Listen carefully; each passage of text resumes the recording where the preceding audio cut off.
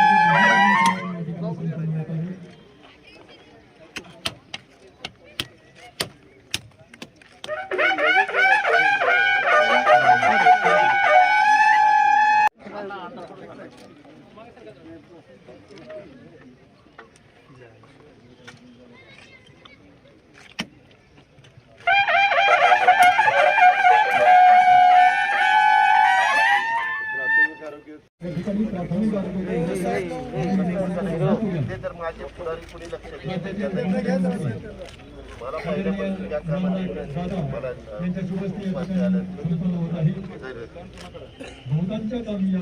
Photo पाठव मला photo कुणाची आणली मिळाली नाही का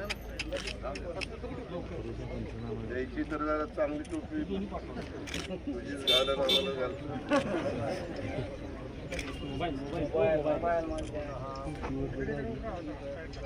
काय मेहनत आहे ना टोपी कुठली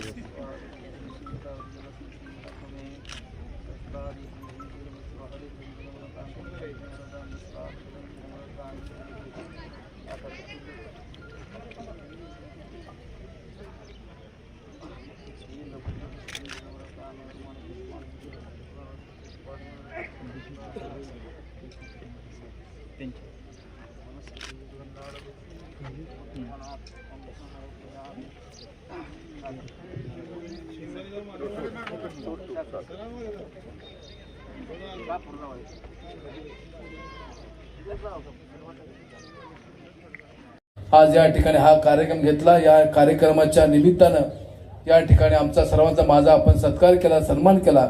याबद्दल खटावकरांचे अतिशय मनापासून या निमित्तानं या ठिकाणी मी आभार मानतो आणि माझे 2 शब्द संपवतो. जय हिंद, जय महाराष्ट्र. धन्यवाद पालकमंत्री दादा. आज आपल्या उपस्थितीमध्ये अध्यक्ष सुनील माने यांच्या उपस्थितीमध्ये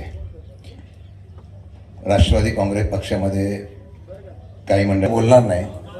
आता जिल्हा परिषदेच्या आतमध्ये या मतदारसंघामध्ये अनेक लोकांना परत समाविष्ट करून पार्टी मजबूत उभी राहील एवढी 100% आज या प्रवेशाच्या निमित्ताने आपल्याला खात्री देतो. माध्यमातून चर्चा करून अनेक प्रश्नाला न्याय हा त्या ठिकाणी दादाने दिलेला आहे. कोरोनाच्या बाबतीमध्ये अतिशय काळजी घेतल्या, परंतु आता दादा दुसऱ्यांदा या आठवड्यामध्ये आपल्या जिल्ह्यामध्ये आले. त्यामुळे आपल्या सर्वांचा उत्साह वाढलेला आहे. हे संघटन हे अशाच प्रकारचं संघट आपण इथून पुढच्या काळामध्ये ठेवणं आवश्यक आहे. राज्याचं सरकार स्थापन होत असताना माझ्यावर आदरणीय अर्थानं सर्वसामान्यांना दिलासा देण्याचं काम चालतं. पण त्यामध्ये पतसंस्था असतील, बँका असतील आणि विशेषतः आपली जिल्हा बँक असेल, याच्या माध्यमातून एक चांगल्या प्रकारचं काम करण्याचा प्रयत्न आहे. आपली जिल्हा बँक सुद्धा आदर्श होत अशा प्रकारची चांगल्या प्रकारची जिल्हा बँकेचं काम या ठिकाणी चालू आहे.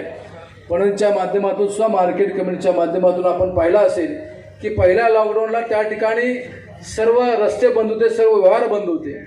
पण आदरणीय पवार साहेबांनी मला फोन केला आणि सांगितलं की मार्केट कमिटी चालू झाल्या पाहिजे, कारण शेतकऱ्याचा माल त्याचा तोडा होऊन हा त्या ठिकाणी चांगल्या प्रकारचं काम आपण या निमित्तानं या ठिकाणी करू. आज या ठिकाणी हा कार्यक्रम विधानसभेच्या निवडणुकीनंतर प्रथमच या ठिकाणी होतो. त्यामध्ये सर्वांच्या मध्ये 1.5 वर्षांचा उत्साह मोठ्या प्रमाणात आहे. हा उत्साह आपण इथून पुढच्या काळामध्ये सुद्धा सर्व निवडणुकीच्या निमित्तानं आपण असाच प्रकारचा ठेवणं हे आवश्यक आहे. एक चांगल्या प्रकारचं संघटन या सर्व परिसरामध्ये शशिकांत शिंदे यांच्या मार्गदर्शनाखाली त्या ठिकाणी सुरू आहे. त्याचप्रमाणे या विभागामध्ये प्रदीप अण्णा विधाते यांच्या माध्यमातून सुद्धा अतिशय चांगल्या प्रकारचं काम सुरू आहे. जिल्हा परिषद सुद्धा सर्वांना न्याय देण्याची भूमिका जिल्हा परिषद सातत्याने घेतली आहे. ही जिल्हा परिषद खऱ्या अर्थानं दादा पालकमंत्री झाल्यानंतर आपल्या सर्वांच्या राष्ट्रवादीच्या विचाराच्या ताब्यामध्ये आले आणि अतिशय चांगल्या प्रकारचं काम या जिल्हा परिषदेच्या माध्यमातून त्या ठिकाणी झाले. आणि इथून पुढच्या काळामध्ये सुद्धा आपल्याला आपण जर पाहिलं तर ग्रामविकास विभाग हे हसन मुश्रीफ साहेबांच्याकडे आहे. त्यामुळे ग्रामपंचायतीपासून जिल्हा परिषद सर्व प्रश्न सोडवण्यामध्ये आपलं त्यांना नेहमीच त्यांचं आपल्याला सहकार्य आहे. आणि जो पाण्याचा प्रश्न आहे त्यासाठी सुद्धा नामदार जयंतराव पाटील साहेबांचं फार मोठं योगदान किंवा सहकार्य आपल्याला लाभते.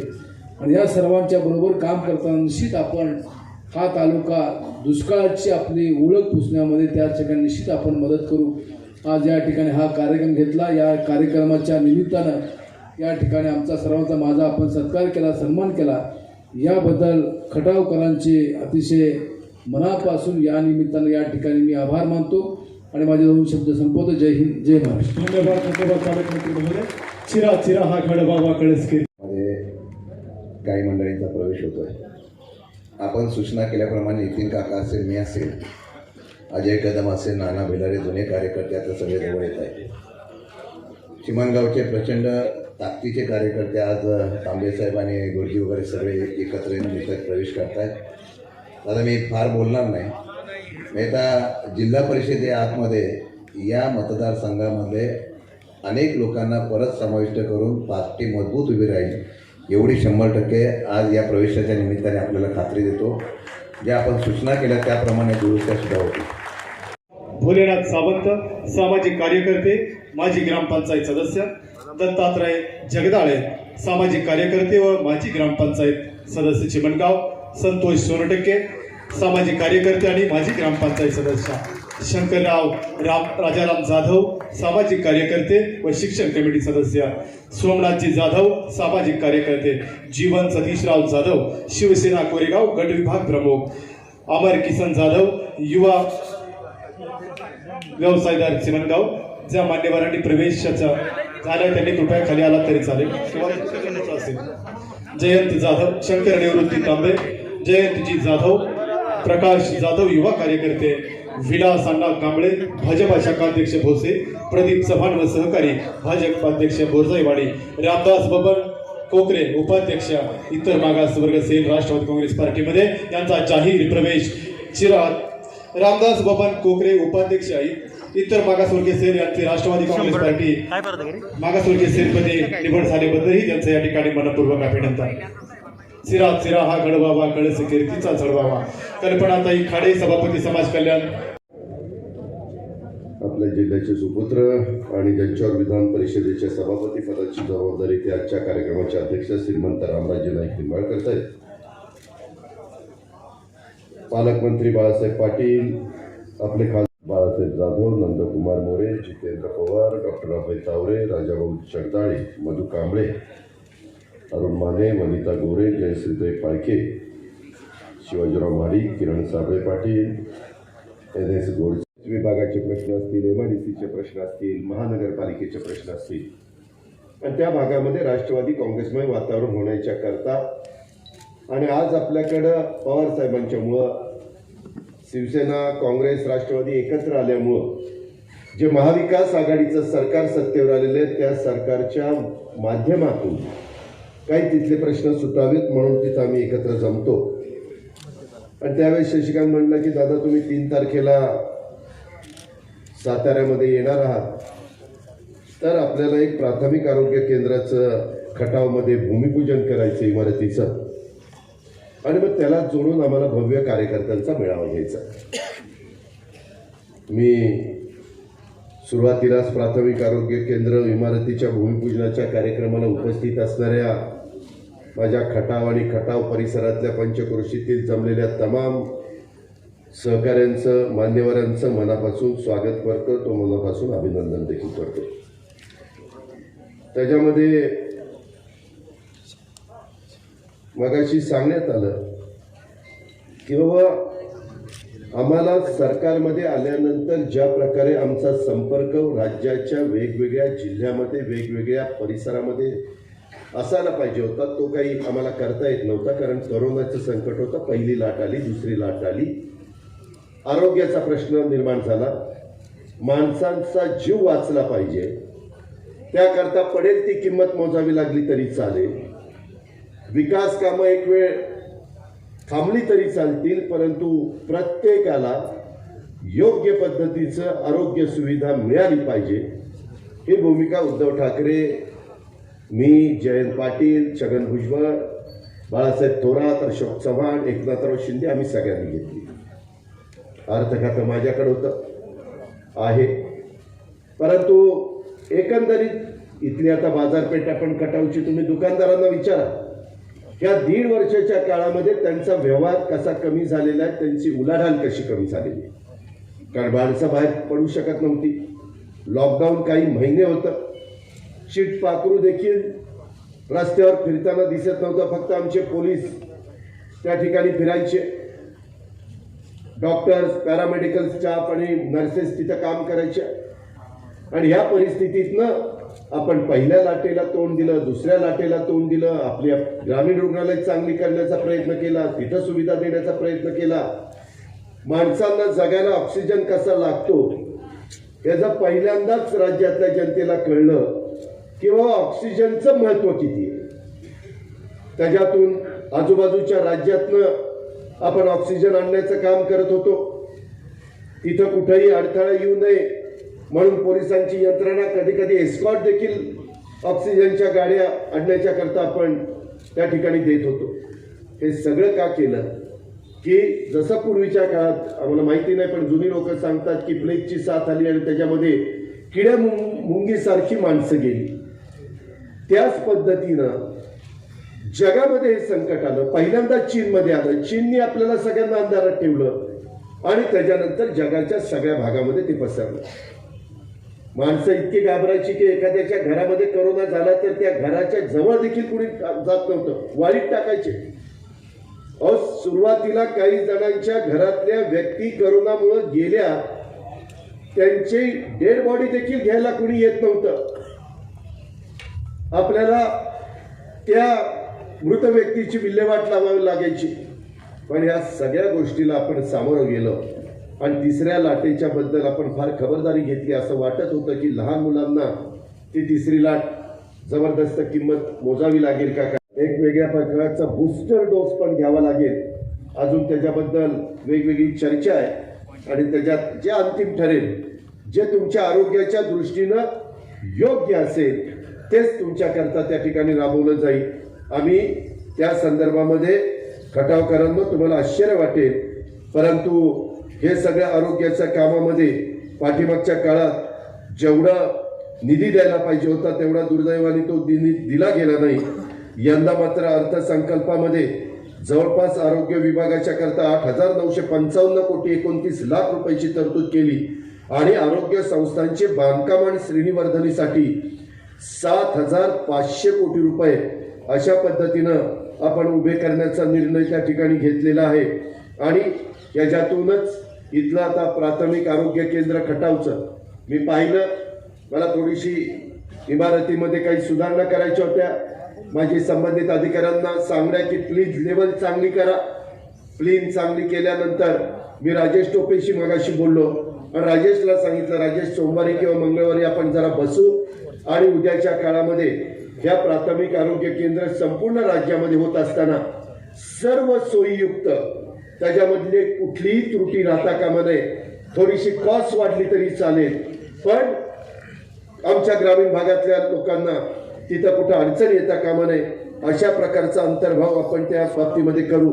त्यांनी सांगितलं की दादा सोमवारी किंवा मंगळवारी मी तुम्हाला भेटतो आणि त्याच्यातून आपण आम्हाला ते प्रेझेंटेशन देणार आहे आणि ते प्रेझेंटेशन दिल्यानंतर मला जे काही सुचेल आम्ही तज्ज्ञांशी जरा चर्चा करून त्याबद्दलचा निर्णय घेऊ. त्याबद्दल आपण काही काळजी करू नका.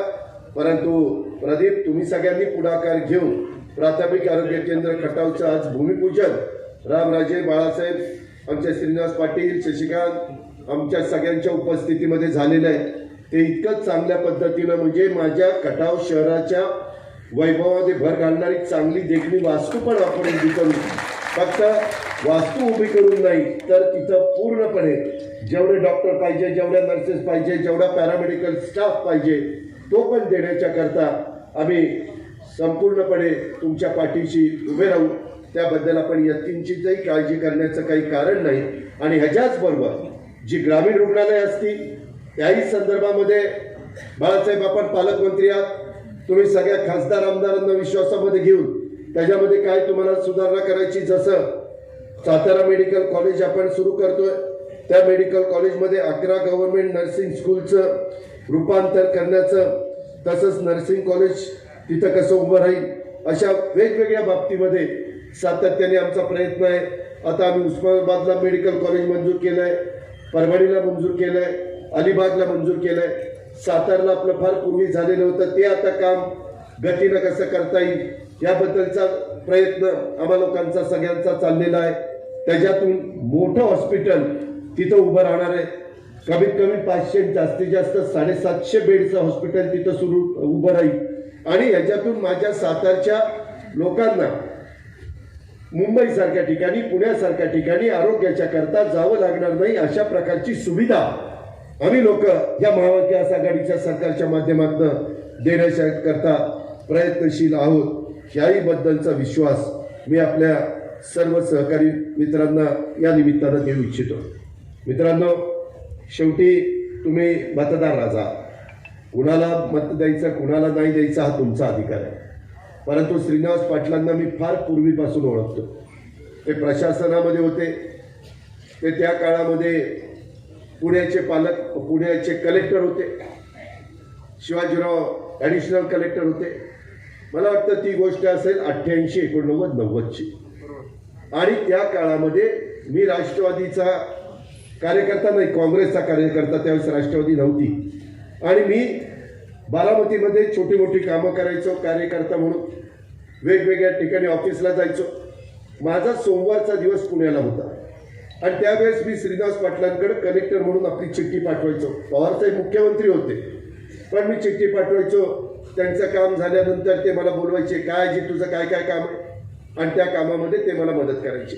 शिवाजीराव देशमुख मदत करायचे.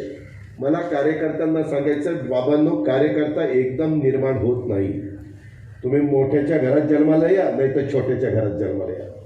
माणसामध्ये जमिनीवर पाय ठेवून काम करावं लागतं, त्यावेळेस कार्यकर्ता तयार होतो. बऱ्याचदा कार्यकर्त्यांच्याकडे 2-3 काही पैसे आले, मग ते वाळूमधनं आले, मग ते स्क्रॅपमधनं आले, मग ते त्याच्यामध्ये लेबर कॉन्ट्रॅक्टमधनं आले, आणखीन कशा तरी चुकीच्या पद्धतीनं आले, तर त्याला आकाश पाताळ एक वाटायला लागतंय. त्याला लगेच स्वप्न पडायला लागत आहेत आमदारकीची, खासदारकीची. अशा पद्धतीनं मी महाराष्ट्रामध्ये अनेक लोकांच्या बाबतीमध्ये पाहतो, परंतु ते औत झटकेचं करतं. बाबांनो, काम करत असताना लोकांनी एकदा निवडून दिलं तरी देखील दुसऱ्या वेळेस पण आपण काम असं केलं पाहिजे की दुसऱ्या वेळेस पण लोकांनी निवडून दिलं पाहिजे. कधीही ओव्हर कॉन्फिडन्समध्ये जाण्याचं कारण नाही.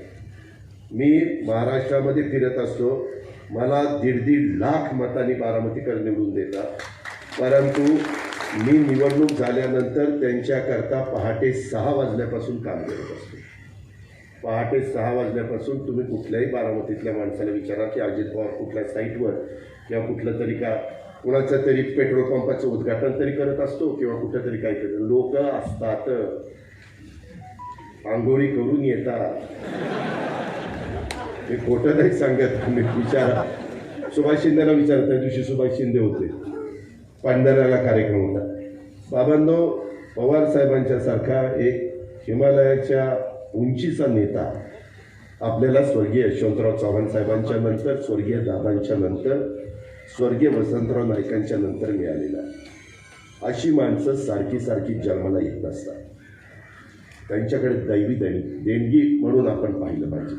माझ्या चुलते आहेत म्हणून मी तुम्हाला सांगत नाही, पण ही वस्तुस्थिती आज देखील वेगवेगळ्या भागातले रस्ते व्हावे, साखर कारखानदारी चांगली चालावी, त्याच्यातनं शेतकऱ्याला मदत व्हावी, शेतकऱ्याला 0% व्याज त्या ठिकाणी पीक कर्ज त्यांना मिळावं, शेतकऱ्यांना बाजारपेठ चांगल्या प्रकारची मिळावी, शिक्षणामध्ये आमूलाग्र बदल व्हावे, त्याच्यामध्ये इन्फॉर्मेशन टेक्नॉलॉजी, बायोटेक्नॉलॉजीचा वापर व्हावा. जे जे नवीन तंत्रज्ञान जगामध्ये त्या ठिकाणी निर्माण झालेलं आहे ते आपल्या भागातल्या लोकांच्याकडे कसं आणता येईल, त्याबद्दलचा प्रयत्न त्या ठिकाणी करावा. मी बऱ्याचदा महाराष्ट्रामध्ये, मी काल का परवाच नितीन गडकरी साहेबांचं एक भाषण ऐकलं. ते म्हणले की अख्ख्या विदर्भात आम्ही प्रयत्न करतो इतके वर्ष, परंतु एकट्या पुणे जिल्ह्यात आणि एकट्या कोल्हापूर जिल्ह्यात जेवढं दूध तयार होतं गाई म्हशीच्या, तेवढं दूध आमच्या विदर्भामध्ये तयार होईल, ही त्यांची खंत आहे. ऊसाची साखर कारखानदारी नुसतं साखर करून चालणार नाही, त्याच्याकरता कोजन केलं पाहिजे, वीज तयार केली पाहिजे, त्याच्यातनं इथेनॉल तयार केलं पाहिजे, त्याच्यातून गाडी चालली पाहिजे. माझ्या बारामतीमध्ये पियाजो कंपनीने 3 चाकी रिक्षा ही बॅटरीवर इलेक्ट्रिकवर चालायची आता त्या ठिकाणी सोय केलेली. मी परवा तुम्हाला फोटोही पाहायला मिळाला असेल, मी एक त्याला राऊंड मारलेला होता, माझ्याकडे लायसन होतं त्याच्यामुळे मी राऊंड मारला. आणि कुठं आवाज नाही, काही नाही. परवा मी सिंहगडला, मी सुप्रिया, आम्ही अनेक जण सिंहगड, युगपुरुष छत्रपती शिवाजी महाराजांनी जो इतिहास आपल्या सगळ्यांच्या करता निर्माण केलेला आहे, अनेक गड दूर ते आपल्याकडे आहेत, किल्ले आहेत. हे गड किल्ले चांगले पुढच्याही पिढीच्या करता राहिले पाहिजे म्हणून आम्ही सिंहगडला गेलो. जी बस नेलेली होती, आमच्या गाड्या सगळ्या 10 किलोमीटर लांब ठेवल्या. आम्ही लोक बसमध्ये बसलो. इलेक्ट्रिकची बस 30-35 गणं ती वर पार सिंहगडच्या पायथ्यापर्यंत आम्हाला नेलं. आता खूप बदल होतो. त्या गोष्टी मी आता एस टीवाल्यांना पण सांगितलं की बाबांनो, गेल्या वर्षी त्यांना पगाराला 1000 कोटी रुपये दिले, आत्ता 500 कोटी रुपये दिले, पुन्हा पैसे द्यावे लागतील. कारण आज प्रवासी वाहतूक खूप कमी झालेली आहे. त्यांची पण रोजीरोटीचा प्रश्न आहे, त्यांचाही प्रपंचाचा, त्यांच्याही मुलाबाळांचा प्रश्न आहे. त्याकरता सरकार त्यांच्याही पाठीशी उभं राहत आहे. हे उभं राहत असताना आता त्यांनी CNG गॅसवरच्या आणि इलेक्ट्रिकच्या बसेस घेतल्या पाहिजे, जेणेकरून डिझेल आणि बाकीचा खर्च कमी केला पाहिजे. ह्या अनेक गोष्टी आपण सगळ्यांनी आम्हाला संधी दिली. वास्तविक ह्यावेळेस खटावणी आता काय आमच्या श्रीनिवास पाटलांच्या मध्ये कमी होतं मला माहिती नाही, पण राव खटावकरांनो, तुम्ही जरा थोडंसं दुर्लक्षच केलं, जरा झटकाच दिला. त्याच्या संदर्भात मी माहिती घेतली. जवळपास काही 1000 मतं, मला वाटतं 2 का कितीतरी 1000 मतं ही श्रीनिवास पाटलांना त्या ठिकाणी कमी मिळाली. 95,000 मिळाली, जवळपास 6-7 हजार मतं कमी मिळाली. पण 4 तालुक्यामध्ये त्यांना भरपूर मतं मिळाली. दोन्ही कराडमध्ये असेल, पाटणमध्ये असेल, पाटणमध्ये तर 40,000च्या पुढं मतं मिळाली, आणि वाईमध्ये असेल. शेवटी ह्या व्यक्ती तिथं योग्य पद्धतीनं आपले प्रश्न मांडू शकतात. सभागृहामध्ये तुम्ही बघा, राष्ट्रवादी काँग्रेस पार्टीचे अमोल कोल्हे घ्या, सुप्रिया सुळे घ्या, सुनील तटकरे घ्या किंवा श्रीनिवास पाटील घ्या, पार्लमेंटमध्ये राज्यसभेत वंदना चव्हाण घ्या, प्रफुल्ल पटेल घ्या, त्याच्यामध्ये आता फौजिया खानला दिलंय, त्याच्यामध्ये स्वतः पवार साहेब आहेत. पवार साहेबांच्या शब्दाला आज पण दिल्लीमध्ये एक वेगळ्या प्रकारचं वजन आहे, एक आदराची भावना त्यांच्याबद्दल संपूर्ण देशातल्या वेगवेगळ्या पक्षांमधल्या लीडर लोकांच्या मध्ये. आणि ह्या प्रकारे तुम्ही स्वर्गीय चव्हाण साहेबांच्या नंतर त्यांचा वारसा पुढे नेण्याचं काम पवारसाहेब ज्यावेळेस करताय, त्यावेळेस नेहमी सातारा जिल्ह्याला काही मिळालं पाहिजे. GA-काठवापूरच्या योजनेची मान्यता कुणाची आहे ते पहा. ते काम मी असेल, रामराजे असतील, शशिकांत असतील, आमच्या काळामध्ये आम्ही सुरू केलं. आता ते अंतिम टप्प्यामध्ये. परवा जयंत पाटील मला साहेबांना सांगत होते की एकदा तारीख द्या आपल्याला GA-काठवापूरच्या पाण्याच्या संदर्भातला शुभारंभ करायचा. ती वस्तुस्थिती आहे.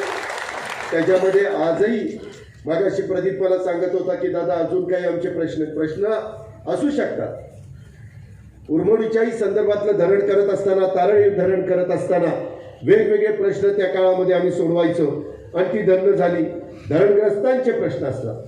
तसं पाणी ज्या भागामध्ये जातं त्या भागातल्या लोकांना वाटतं मला पाणी मिळालं पाहिजे, कारण माझा खटाव असेल, माझा मान असेल किंवा माझा खंडाळा असेल. आता खंडाळ्यामध्ये मोठ्या प्रमाणावर इंडस्ट्री आली, बागायती क्षेत्र झालेलं आहे. कालच सोमेश्वर सहकारी साखर कारखान्याचे मला आता उद्याच्याला फायनल पॅनल जाहीर करायचं आहे. प्रचाराला अवघे 6 दिवस आहेत. परंतु हे सगळं होत असताना तिथले खंडाळ्याचे लोक आले, म्हणले दादा आमचं सगळ्यांचं बरं चाललेलं आहे की आम्हाला भाव आमचा सोमेश्वर कारखाना चांगला देतो. 3100 रुपये भाव दिलेला आहे. आणि तिथंच एक भाजपच्या नेत्याचा कारखाना आहे आमच्याच पुणे जिल्ह्यामध्ये, मालाच लागली, त्यांनी 2100 रुपये भाव दिला. त्यांची बिनविरोध निवडणूक झाली. 2100 आणि 3100 1000 रुपये टनाचा फरक आहे. काय शेतकऱ्यांनी करावं? काही जण या साखर कारखान्याच्या बाबतीमध्ये काही गैरसमज पसरून देण्याचा प्रयत्न करतात। आताही मला वाटतं MSC बँकेने 25 वर्षाच्या करता 12 का 13 कारखाने देण्याच्या बद्दलचं चालवायला द्यायचं टेंडर काढलं। अरे ज्यांच्यात धमक आहे त्यांनी घ्या ना चालवायला आणि दाखवा ना चालवून कसा कारखाना चालवायला लागतो। आज किसनवीरची काय परिस्थिती आहे? किसनवीर वर्ण म्हणत असतील कशाला माझं नाव दिलं आणि माझी वाट लावली तुम्ही म्हणत असतील की नाही?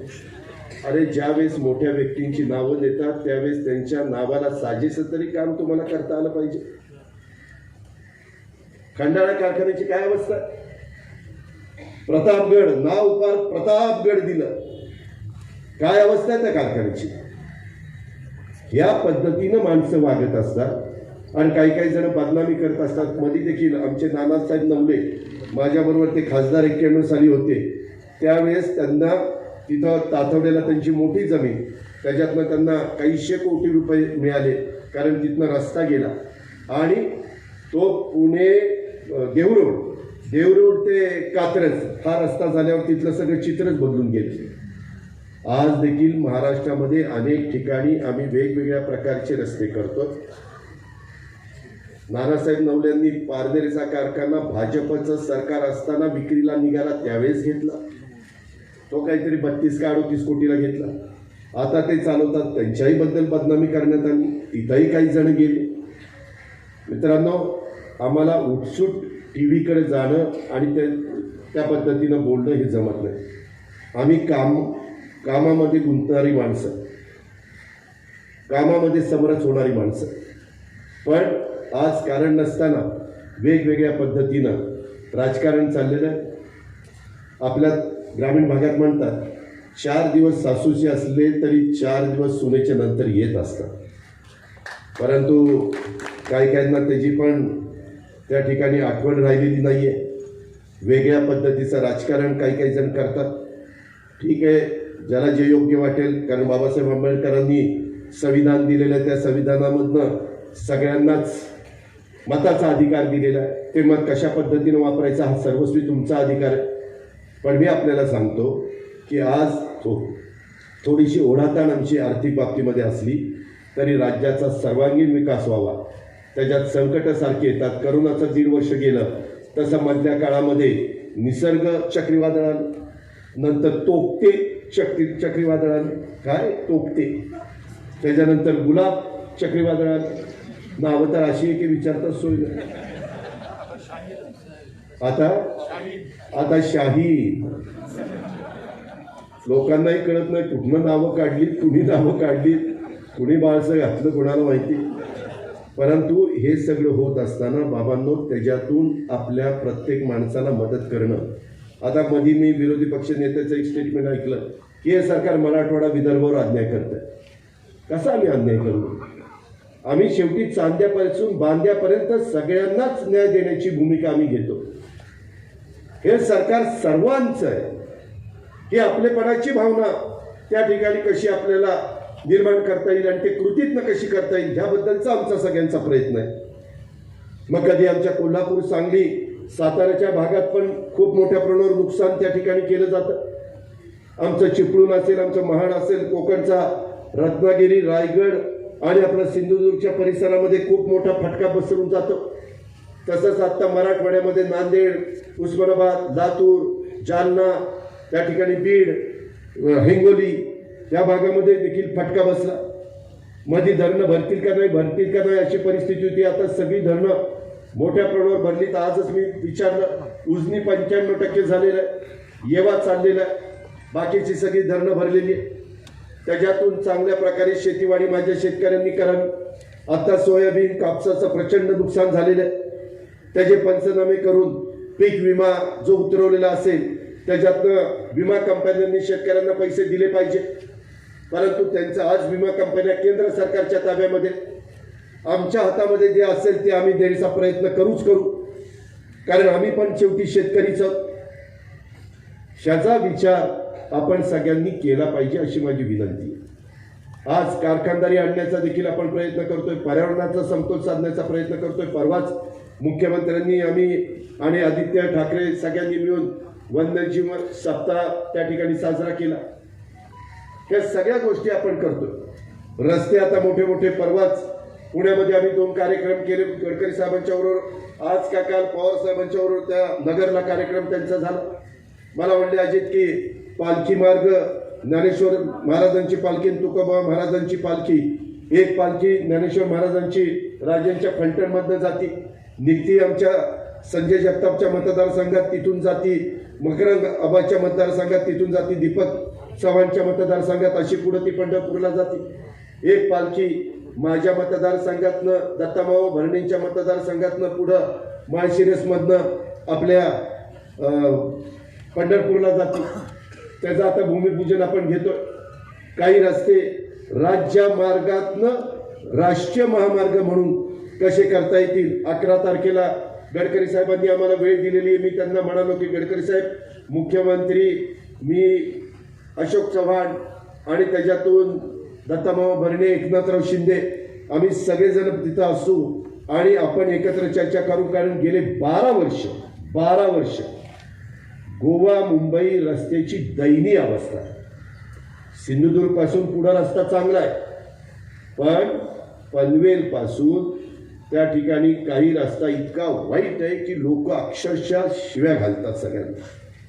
बरं, लोकांना काही माहीत नसतं हा नॅशनल हायवे का कसला आहे. की रस्ता खराब असला की ती जिल्हा परिषदेला तरी काहीतरी बोलतंय किंवा तिथल्या आमदाराला तरी बोलतोय, कुणाला तरी बोलतंय. काय तोंडात येते ते तुम्हाला माहिती. मतं मागायला येतात आणि खड्डे पाडल्यावर कुठे जातात कुणाला माहिती, असंही बोलतात. परंतु त्याकरता परवाच मिटिंग घेऊन हे खड्डे बुजवण्याच्या करता धडक कार्यक्रम आम्ही हातामध्ये घेतलाय आणि दिवाळीच्या आत हे सगळे खड्डे बुजले पाहिजे. माझी इथल्याही कार्यकर्त्यांना विनंती आहे. मी चीफ इंजिनियर साळुंके त्यांनाही सांगित की बाबा कोल्हापूर, सातारा, सांगली, सोलापूर, पुणे हे 5 जिल्हे त्यांच्या अंडर येतात. तिथं काय असेल त्या पद्धतीनं दर्जेदार खड्डे बुजवा. नाहीतर खड्डा आज बुजवायचा आणि पुन्हा 4 दिवसांनी खड्डा पाडायचा असलं नको. त्या संदर्भामध्ये आमचं लक्ष आहे. पण माझ्या खटावकर तुम्हाला विनंती आहे की बाबा माझ्या पाठीला काही डोळे नाही आहेत. आम्ही तिथं गेल्यानंतर काही पाहिल्यानंतर ताबडतोब काय असेल ते स्पष्टपणे सांगू, कारण हा जनतेचा पैसा आहे. पण मागे तुम्ही देखील ही आपली पण जबाबदार नागरिक म्हणून त्या ठिकाणी कर्तव्य आहे आणि म्हणून तुम्ही पण लक्ष त्या बाबतीमध्ये दिलं पाहिजे आणि चुकत असेल तर तिथं काम थांबवलं पाहिजे. अशा प्रकारची माझी आपल्याला सगळ्यांना आग्रहाची विनंती आहे. मागे मी 99 साली तुमचा पालकमंत्री होतो, त्यावेळेस इथं काँग्रेसची जिल्हा परिषद होती. पवार म्हणून आमचीच भावकी त्यावेळेस जिल्हा परिषदेचे अध्यक्ष होती. अनेकदा पालकमंत्री आणि मी पालकमंत्री म्हणून त्यांच्या माझ्या कार्यक्रमात आम्ही एकत्र असायचो. तेव्हा मला थोडीशी खंत होती की बाबा इथं एवढं साहेबांवर प्रेम करणारे, ज्याचा उल्लेख श्रीनिवास पाटील साहेबांनी मगाशी केला, दोन्ही खासदार म्हणजे त्यावेळेस आमचे लक्ष्मणराव तात्या असतील आणि श्रीनिवास पाटील असतील, दोन्ही खासदार राष्ट्रवादीचे, बहुतांशी आमदार राष्ट्रवादीचे. आणि असं असताना जिल्हा परिषद नाही. आणि मग जिल्हा परिषद आम्ही सगळ्यांनी मिळून ती ताब्यामध्ये नंतर घेतली आणि आता ती आपल्या लोकांच्या ताब्यामध्ये असते. मी माझ्याही जिल्हा परिषद अध्यक्ष, उपाध्यक्ष, विषय समितीच्या सभापतींना सांगत असतो की बाबांनो चांगलं काम करा. ग्रामविकास खातं सुदैवाने आपल्या हसन मुश्रीफ यांच्याकडे, तिथून पण काही निधी देण्याच्या बद्दलचा आमचा प्रयत्न चाललेला असतो. 15वी वित्त आयोगाचा पण निधी आपण त्या ठिकाणी देतो. त्याचबरोबर आपल्या पंचायत समिती पण व्यवस्थितपणे चालवल्या पाहिजे. लोकांचे प्रश्न तिथं सुटले पाहिजे. जिल्हा मध्यवर्ती सहकारी बँक देखील पाठीमागच्या काळामध्ये ठराविक लोकांची तिथं मक्तेदारी होती, परंतु आम्ही सगळ्यांनी लक्ष घातलं. आता ती पण आपल्या विचारांच्या लोकांच्या मध्ये असते. एखाद दुसरा त्या ठिकाणी पक्षविरोधी पॅनल असल्यामुळं ती व्यक्ती तिथं असते, नाही असं नाही, पण बहुतांशी राष्ट्रवादी काँग्रेस पक्षाचं तिथं प्रभुत्व राहतं. आताही लवकरच निवडणूक लागेल, तिथंही खूप जण इच्छुक झालेले. त्या स्टेजवरचेच कितीतरी इच्छुक असतील, खोटं नाही सांगत. प्रत्येकाला वाटतं मला मिळालं पाहिजे, मला मिळालं पाहिजे, तो त्यांचा अधिकार आहे. त्याबद्दल दुमत असायचं काही कारण नाही. मतदार ज्यांच्या पाठीशी असतील त्यांना त्या ठिकाणी लोक निवडून देतात, ती व्यक्ती निवडून जाते. आज राज्यातली एक चांगली बँक म्हणून सातारा जिल्हा मध्यवर्ती सहकारी बँकेकडे पाहिलं जातं. मी ज्या पुणे जिल्हा बँकेचं प्रतिनिधित्व मी दिलीप वळसे पाटील, दत्तामाव भरणे, संजय जगताप, संग्राम थोपटे आम्ही सगळे आमदार मंत्री करतो, त्याच्यापेक्षा पुण्यापेक्षा सातारा जिल्हा मध्यवर्ती सहकारी बँक जास्त चांगली आहे. हे मी स्वतः तुमच्यासमोर करून बोलतो. जे चांगलं आहे ते चांगलं आहे, जे चुकीचं असेल ते चुकीचं आहे. आणि त्याच्यामुळं उद्याच्या काळामध्ये देखील ही बँक चांगल्या लोकांच्या हातामध्ये राहण्याच्या करता माझ्या सातारा जिल्ह्यातल्या नागरिकांनी, संबंधित मतदारांनी त्यांना आशीर्वाद द्यावे, त्यांना पाठिंबा द्यावा, त्यांना सहकार्य करावं. त्याच्यानंतर लवकरच 22 फेब्रुवारीमध्ये रेग्युलर निवडणुका लागल्या तर फेब्रुवारीमध्ये जिल्हा परिषद तालुका पंचायतीच्या निवडणुका येतील. राष्ट्रवादी काँग्रेस पक्ष नगरपालिकाच्या त्याच्या आधी निवडणूक आहे. राष्ट्रवादी काँग्रेस पक्षाची भूमिका नवीन चेहऱ्याला काही प्रमाणात वाव दिला पाहिजे. मग ते सहकारी संस्थांच्या निवडणुका असतील, बँकांच्या निवडणुका असतील, साखर कारखान्याच्या निवडणुका असतील किंवा पंचायत समिती जिल्हा परिषदेच्या निवडणुका असतील. कारण हे चक्र असंच पुढे चालत राहणार आहे. त्यावेळेस आपल्या डोळ्यात देखत काही तरुण वर्ग देखील, मग आमच्या भगिनी असतील किंवा तरुण मुलं असतील, हे देखील तयार झाले पाहिजे. त्यांनाही आम्ही संधी देण्याचा प्रयत्न करतो.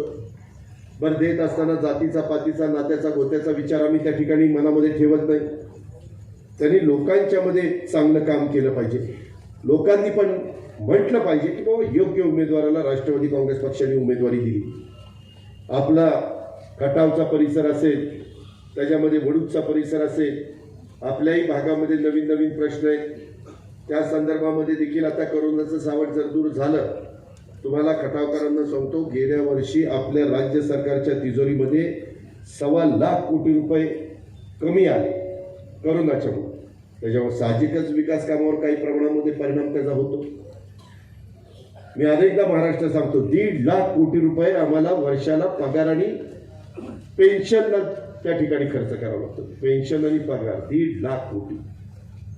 आणि मग बाकीचे पैसे जे राहतील त्याच्यातनं आम्ही राज्याचा गाडा पुढे नेण्याचा प्रयत्न करतोय. वेगवेगळ्या गोरगरीब लाभार्थ्यांना लाभ देण्याचा प्रयत्न करतोय. मागासवर्गीय समाज, आदिवासी समाज, भटका समाज, अल्पसंख्याक समाज यांच्याकरता देखील काही विविध योजना आम्ही त्या बाबतीमध्ये राबवत असतो. त्याचबरोबर आज इथं येत असताना अनेक निवेदनं देतात. बऱ्याचशा ठिकाणी रस्त्यांची निवेदन आहे. ग्रामपंचायत कर्मचाऱ्यांना सुधारित किमान वेतन लागू करावी त्याचंही निवेदन आहे. त्याच्याबद्दल मी मुंबईत गेल्यानंतर हसन मुश्रीफांना बोलून घेऊन काय अडचणी कशा पद्धतीनं दूर करायची तेही ठरवी. गुंठेवारी व्यवहार चालू करा. गुंठेवारीनं त्या भागातलं प्रचंड नुकसान होतं, म्हणून आम्ही लोकांनी गुंठेवारी बंद केली. मग तुम्ही म्हणाल आम्ही गरिबांनी काय करायचं? तुम्ही एक 10-12 लोकांनी एकत्र या, प्रत्येकाचा 1-1 गुंठा करून साधारण अर्धा एकर झाला की अर्धा एकराचा कागद होऊ शकतो ना. सॉरी, 1 एकराचा नाही, बागायती असेल तर 1 एकराला आहे. जिरायताचा दर तर कमीच असतो, ती 2 एकराला. त्याच्यामध्ये गावामध्ये काही सहकार काय झालं, मधल्या काळामध्ये गुंठेवारीमुळं कुठं रस्ता कुणी ठेवला नाही, मनाला वाटेल तशी घरं बांधली. नंतर मग टाउन प्लॅनिंगचा आपण तिथं डेव्हलपमेंट प्लॅन केला की कुठं रस्ते येतात. बरं, एखादं शहर चांगलं करायचं म्हटलं तर उद्यानं ठेवावी लागतात, क्रीडांगण ठेवावं लागतात, स्मशान. अनेकांनी अनेक निवडणुका लढवल्या आणि सांगायचे की आम्हाला निवडून द्या, आम्ही बैलगाडी शर्यत चालू करू. पण चालू काही तुम्ही करू शकलं नाही. सुप्रीम कोर्टाचा निकाल लागला. त्याच्या संदर्भामध्ये मला आता निवेदन दिलं की दादा, वेगवेगळ्या राज्यामध्ये कर्नाटक आणि तामिळनाडूमध्ये चालू.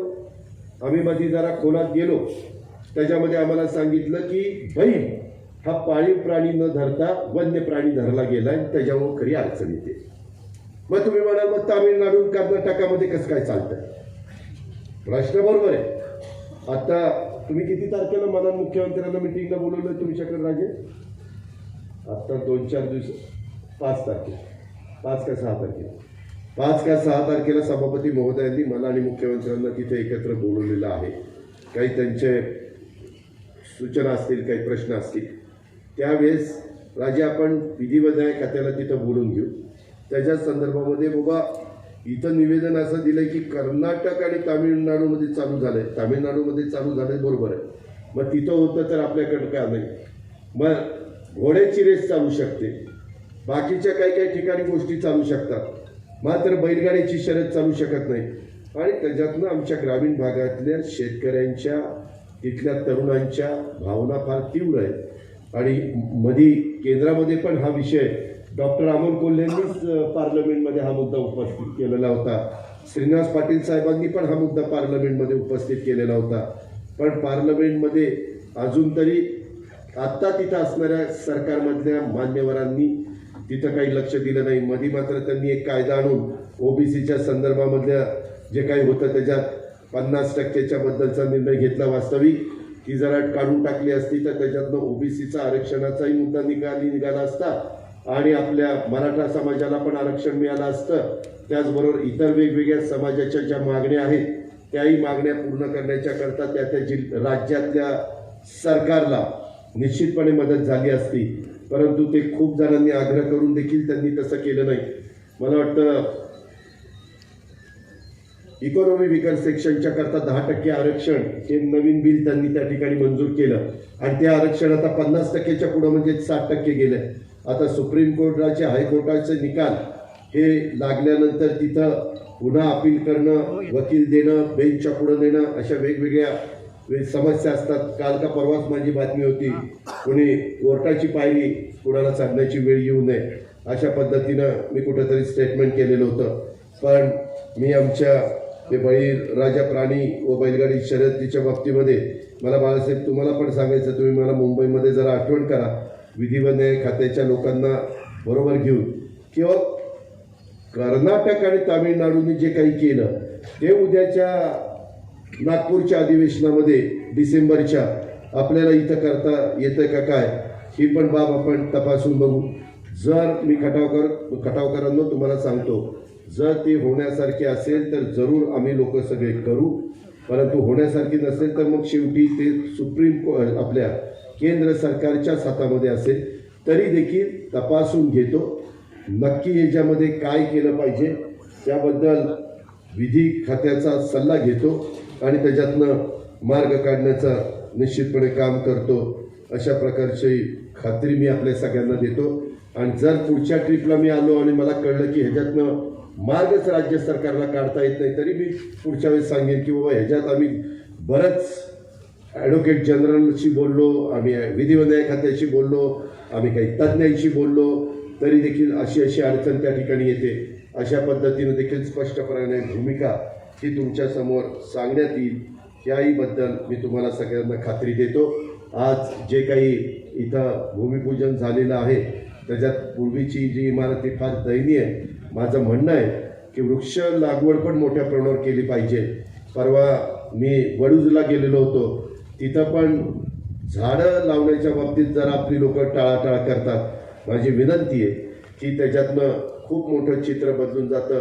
ग्लोबल वॉर्मिंगचं संकट जे जगाच्या पुढं आलं ते काही प्रमाणात दूर करायचं असेल तर आपल्याला त्या ठिकाणी ऑक्सिजनच्या संदर्भामध्ये ऑक्सिजन प्लांट लावावा लागतो. परंतु त्याच्याऐवजी आपण झाडच लावलं तर झाड आपल्याला ऑक्सिजन देणार आहे. म्हणून आपण सर्वांनी त्या बाबतीमध्ये देखील गांभीर्याने लक्ष देण्याची नितांत गरज आहे. ही पण विनंती मी आपल्या सर्व सहकाऱ्यांना करतो. मी मागेही सांगितलं होतं, इथं आलो होतो त्यावेळेस वडूजला, की इथून पुढं साताऱ्यामध्ये वेगवेगळ्या कार्यक्रमाच्या निमित्तानं मी आणि माझे सहकारी येण्याचं निश्चितपणे काम करू. आणि त्याच्यातनंच प्रदीपनं बोलवल्यानंतर त्या प्राथमिक आरोग्य केंद्राला शशिकांतने प्रदीपने सांगितल्यावर मी ताबडतोब त्या ठिकाणी हो म्हटलेलं आहे. इतर वेगवेगळे निवेदन दिलेली आहेत, त्या निवेदनाचे प्रश्न सोडवण्याच्या करता मी राज्याचा उपमुख्यमंत्री या नात्याने माझ्या परीनं पूर्ण ताकदीनं ते प्रश्न सोडवण्याच्या करता मनापासूनचा प्रयत्न करीन, याबद्दलची खात्री देतो. येणाऱ्या अर्थसंकल्पामध्ये देखील वेगवेगळ्या प्रकारे विकास कामाला कशा प्रकारे आपल्याला गती देता येईल, त्याच्यामध्ये तरतूद कशी करता येईल, याहीबद्दलचा निश्चितपणे प्रयत्न केला जाईल. आजच्या या कार्यक्रमाच्या निमित्तानं, कार्यकर्ता मेळाव्याच्या निमित्तानं खटाव परिसरातले अनेक सहकारी इथं आले. विशेषतः आजच्या कार्यक्रमाच्या निमित्तानं काही आमच्या सहकारी मित्रांनी राष्ट्रवादी काँग्रेस पक्षामध्ये ते प्रवेश देखील केला. त्यांचंही आम्ही स्वागत केलेलं आहे. त्याच्यामध्ये आमचे चिमणगावचे सुधीरजी तांबे असतील, बाळकृष्ण जगताप असतील, रमेश भगत, दीपक जाधव, भोलेनाथ सावंत, दत्तात्रय जगदाळे, संतोष सोनटक्के, शंकर जाधव, सोमनाथ जाधव, जीवन जाधव, अमर जाधव, शंकर तांबे, जयंत जाधव, प्रकाश जाधव, विलास कांबळे, प्रदीप चव्हाण हे सगळे सहकारी मित्रांनी राष्ट्रवादी काँग्रेस पक्षामध्ये प्रवेश केला. अनेक जण त्याच्यामध्ये भाजपामध्ये होते, भाजप किसान मोर्चामध्ये होते, भाजप युवा मोर्चामध्ये होते. त्या सगळ्यांचं राष्ट्रवादी काँग्रेस पक्षामध्ये मनापासून स्वागत करतो.